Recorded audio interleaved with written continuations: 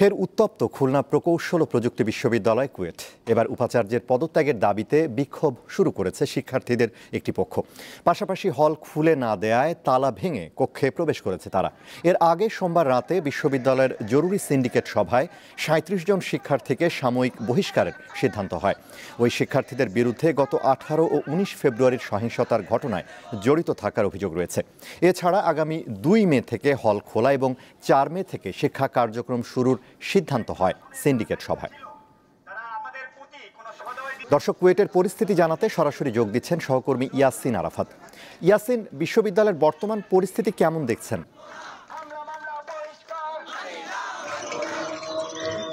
কুয়েটের পরিস্থিতি আবারও থমথমে হয়ে পড়েছে। আপনি যেমনটি বলছিলেন যে গত ১৮ ফেব্রুয়ারি দুই দল ছাত্র সংগঠনের বা ছাত্রদের মধ্যে যে সংঘর্ষের ঘটনা, সেই সংঘর্ষের ঘটনার পরবর্তীতে বিশ্ববিদ্যালয় কর্তৃপক্ষ কিন্তু গত ২৫ ফেব্রুয়ারি জরুরি সিন্ডিকেট সভা ডাকে এবং সেই জরুরি সিন্ডিকেট সভাতে অনির্দিষ্টকালের জন্য কুয়েটের হল এবং একাডেমিক কার্যক্রম সেটি কিন্তু বন্ধ ঘোষণা করা হয়।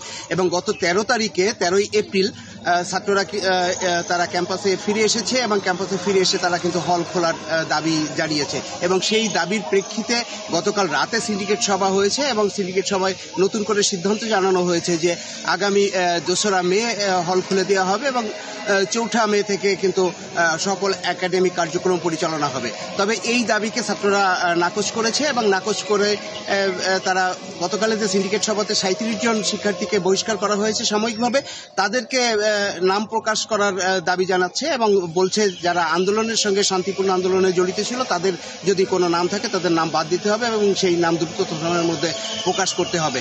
এটি না করার কারণে আজ দুপুরবেলা কিন্তু তারা অদম্য বাংলার পাদদেশ থেকে একটি বিক্ষোভ মিছিল করে এবং বিক্ষোভ মিছিল করে বিভিন্ন হলে গিয়ে শিক্ষকদের তারা আহ্বান জানান তাদের আন্দোলনের সাথে সম্পৃক্ত হবার জন্য এবং তাদেরকে সহযোগিতা করার জন্য। তারপরেই কিন্তু তারা তালা ভেঙে প্রত্যেকটি হলে প্রবেশ করেছেন। বিশ্ববিদ্যালয়ে মোট ৭টি হল রয়েছে, তার মধ্যে একটি মেয়েদের হল এবং মেয়েদের হল বাদে বাকি যে ৬টি হলে তালা ভেঙে শিক্ষার্থীরা কিন্তু হলে প্রবেশ করেছে।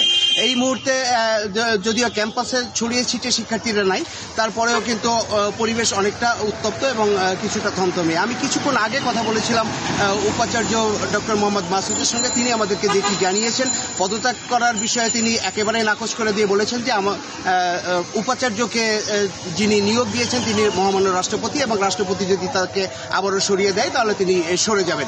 এমনি ছাত্রদের আন্দোলনের মুখে তিনি কোনো অবস্থাতে পদত্যাগ করবেন না। এর পাশাপাশি তিনি জানিয়েছেন যে তালা ভেঙে সিন্ডিকেটের সভাকে অমান্য করে শিক্ষার্থীরা একটি অন্যায় করেছেন, তিনি এইটি আগামী সিন্ডিকেটে তুলবেন এবং সেই সিন্ডিকেটে তোলার মধ্য দিয়ে হয়তো নতুন একটি পরিস্থিতির সৃষ্টি হতে পারে। তবে একটি বিষয়ে জানিয়ে রাখি যে সেশন জট চলছে ২ বছরের। শিক্ষার্থীরা বলছে সেই সেশন জট থেকে বেরিয়ে আসার জন্য তারা দ্রুততম সময়ের মধ্যে ক্লাসে ফিরতে চান এবং এর মাধ্যম দিয়ে যেন কর্তৃপক্ষ দ্রুততম সময়ে এই ক্যাম্পাসের পরিস্থিতি স্বাভাবিক করে, তারা এমনটি আশা করছেন শান্তিপূর্ণ পরিবেশে। এটাই ছিল খুলনা থেকে কুয়েট ক্যাম্পাসের সর্বশেষ অবস্থা। আনোয়ার। ইয়াসিন, আপনাকে ধন্যবাদ। কুয়েটের পরিস্থিতি জানাচ্ছিলেন সহকর্মী ইয়াসিন আরাফাত।